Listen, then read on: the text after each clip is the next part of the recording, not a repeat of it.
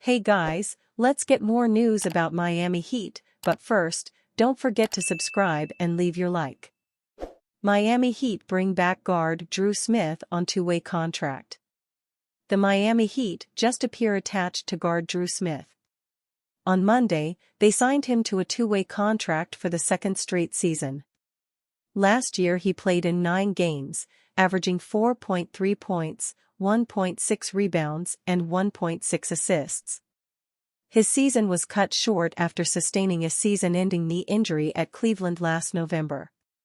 The Heat announced the signing of first-round pick Kel'el Ware, who was chosen at number 15 out of Indiana. The center is supposed to bolster a lacking frontcourt. His presence could eventually lead to center Bam Adebayo moving to power forward. Ware reportedly signed a 4-year, $20.5 million deal. Last year he averaged 15.9 points, 9.9 rebounds, 1.87 blocks, 1.5 assists and 32.1 minutes while shooting 58.6% from the field. The Heat also signed forward Keshad Johnson to a two-way contract. He was a teammate of Heat second-round pick Pelle Larsson at Arizona. Johnson, who was a Pac-12 All-Defensive Team honorable mention, started all 36 games for the Wildcats during his senior season.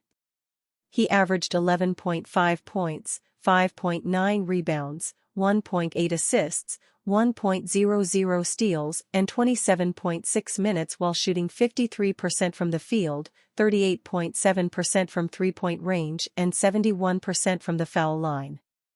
He is expected to play in the Summer League with Larsson and Ware in Las Vegas. Play opens July 13. 3 trades the Miami Heat can make to jumpstart their rebuild. It's been a rough first 36 hours of free agency for the Miami Heat, who have seen rivals in Philadelphia, New York and Orlando get better while they have failed to make a meaningful move. It appears we're headed for a gap year in Miami, where the front office can run back the same core for another season and see if they can capture lightning in a bottle in the postseason again, before making a decision on Jimmy Butler's future next June. But if the Heat can't make a major addition that puts them in the same tier as the top teams in the East, then they should spend this summer accomplishing something. The Heat are generally allergic to a step back, even a calculated one, but with a lack of financial and asset flexibility, there's a strong argument to be made that now is the time. If a star player doesn't emerge as a realistic option for the Heat in the coming days, then perhaps they can explore some trades that will create cap space and replenish their draft capital so that they are better positioned to retool around Bam Adebayo over the next half-decade. So I came up with 3 trade ideas that could help them do that. The Pistons need shooting and the Heat need cap relief. Trading the remaining 3 years, $93 million on Herro's contract into Detroit's cap space accomplishes that. While it would be difficult to part with Herro, a 24-year-old 20-point scorer with elite shooting chops, the Heat would at least bring back Jaden Ivey and a future first-round pick. Ivey, the 5th pick in the 2022 draft, hasn't panned out for the Pistons, but his talent is tantalizing. Seeing how the 22-year-old Ivey would respond to being in Miami as opposed to a rocky Pistons situation would be worth the investment. The move would result in more than $21 million in cap savings this year and unlock the non-taxpayer mid-level exception that the Heat could use to add to the roster. The financial benefit of Butler deciding not to seek a contract extension this summer is that it creates a path to cap space next summer if Butler declines his player option and the Heat decide not to bring him back. It's similar to Paul George's situation with the Clippers, who decided not to bring back George on a long-term deal because they valued the financial flexibility. The Heat letting Butler walk next summer could create $30 million in cap space, enough to retool around Adebayo, who signed a contract extension this summer that keeps in Miami through 2029. The problem with that scenario is that Miami, like the Clippers did with George, would lose its star player for nothing. Scanning the league for trades that could bring back assets without sacrificing the chance to create meaningful cap space, I landed on the Houston Rockets. The Rockets were rumored to be interested in trading for Butler before making it clear in their dealings that they prefer to pounce on either Kevin Durant or Devin Booker if the Phoenix Suns situation goes south. But offering Butler for Fred VanVleet and a pair of future first-round picks, not the Suns' picks, could be too good of a deal for the Rockets to pass up. For the Heat, getting back VanVleet helps them in the short term while maintaining the chance to create major cap space next summer, when they can decline VanVleet's $44.8 million team option. So the Heat essentially get the same cap flexibility while also adding more draft capital, but they do punt on this season.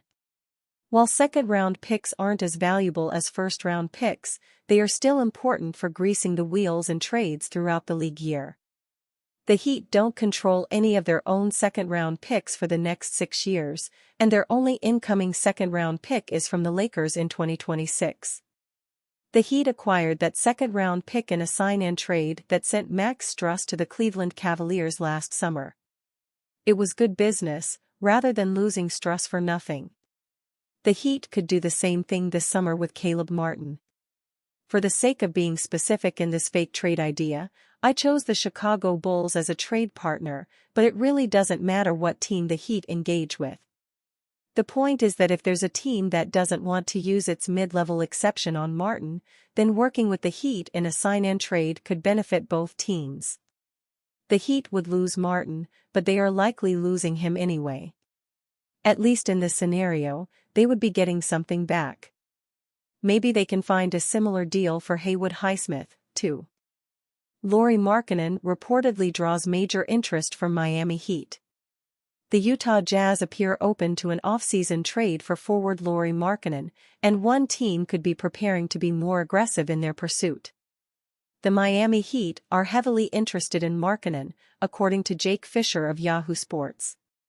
The Jazz have indicated to other teams that they are willing to listen to Markkanen's pleas, but may simply be doing their due diligence before entering into extension talks with the forward. It's unclear if the Jazz might be asking for Markkanen in return, but multiple first-round picks could be a requirement. The Sacramento Kings, San Antonio Spurs, and Minnesota Timberwolves are also linked to Markkanen, although perhaps not as strongly as the Miami Heat. The Los Angeles Lakers have previously been linked, but it's unclear if that's still the case. The 27-year-old still has 1 year left on his contract, which adds yet another problem to his situation. Markkanen's appeal to other teams is obvious. He averaged 23.2 points and 8.2 rebounds per game for the Jazz last season while shooting nearly 40% from three-point range. Big men who can shoot are worth their weight in gold in the modern NBA, so Markkanen appears to be extremely valuable. And you fan? What do you think of the situation of Lauri Markkanen? Leave your opinion in the comments.